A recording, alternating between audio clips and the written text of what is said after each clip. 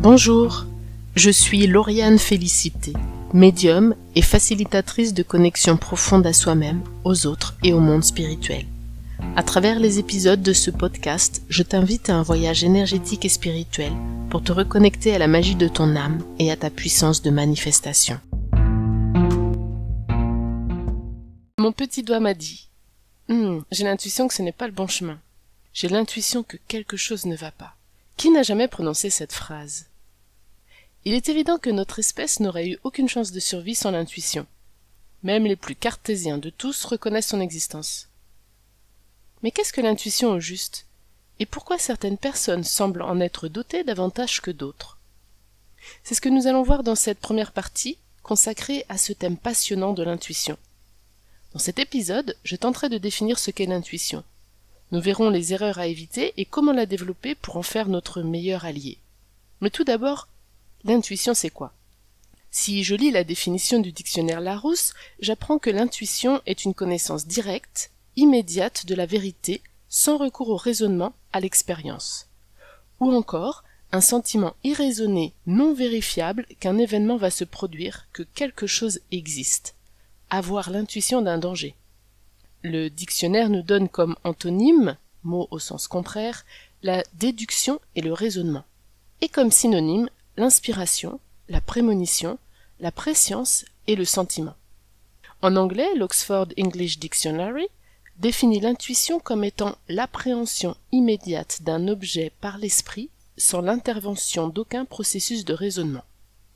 Nous faisons tous l'expérience de sentiments instinctifs.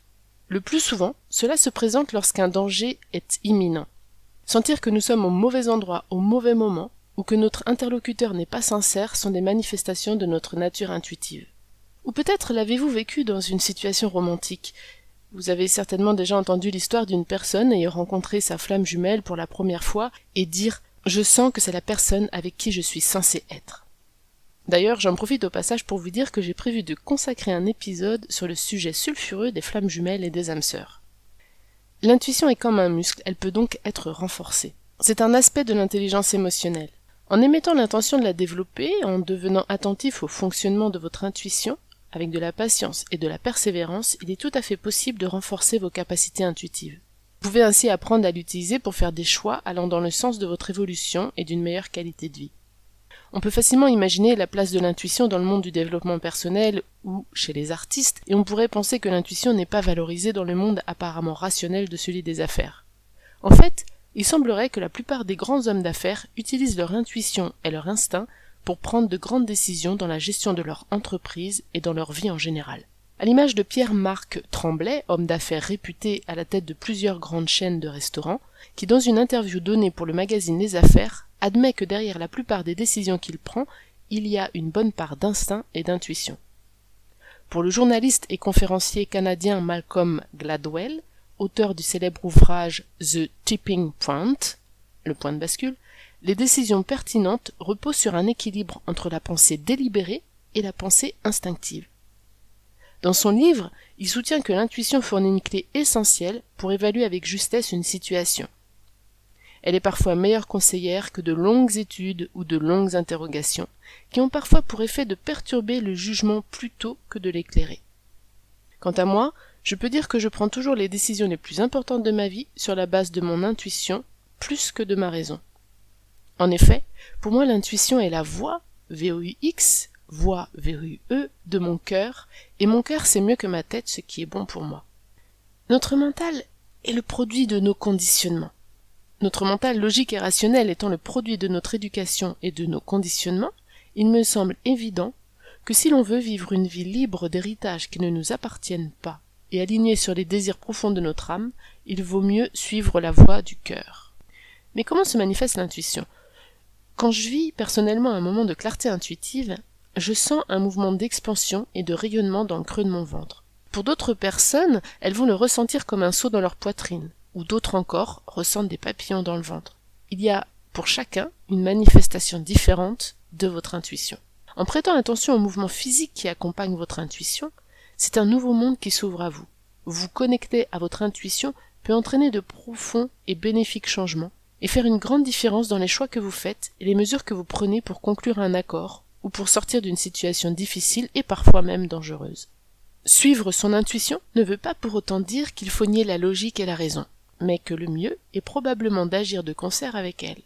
Trouver le juste milieu entre l'utilisation du cerveau gauche, vous savez, le côté rationnel, et celle du cerveau droit, le côté créatif, ne peut que nous aider à créer un meilleur équilibre dans notre vie.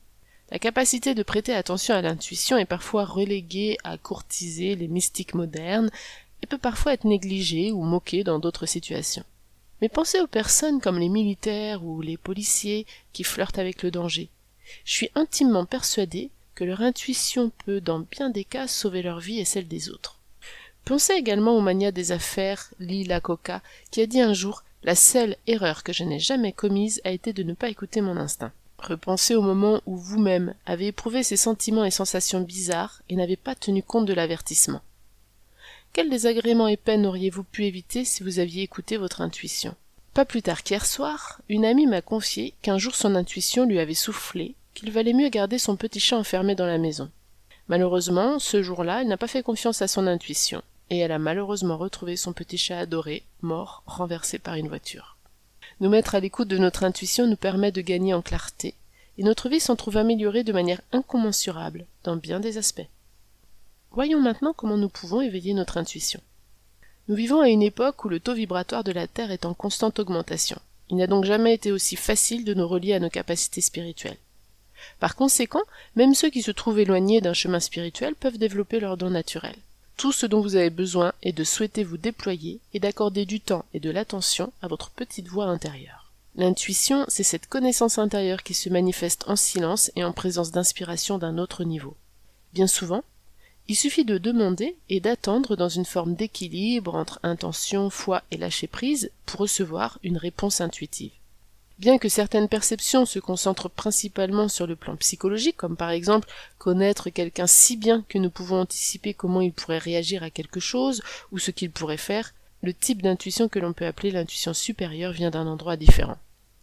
C'est la voie de la compréhension qui traduit les messages du niveau de l'âme, où la vérité, la lumière et la sagesse universelle peuvent être entendues.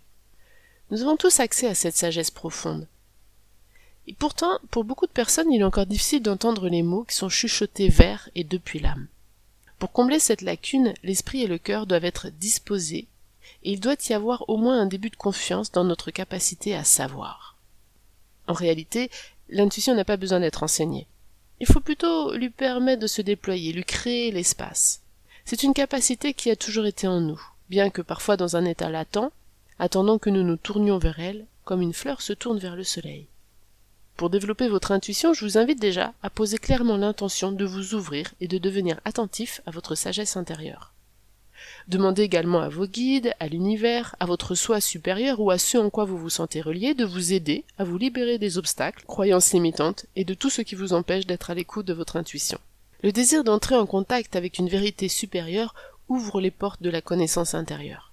En particulier lorsqu'un tel désir s'accompagne d'une volonté de recevoir et de prêter attention à ce qui a été entendu ou ressenti intérieurement.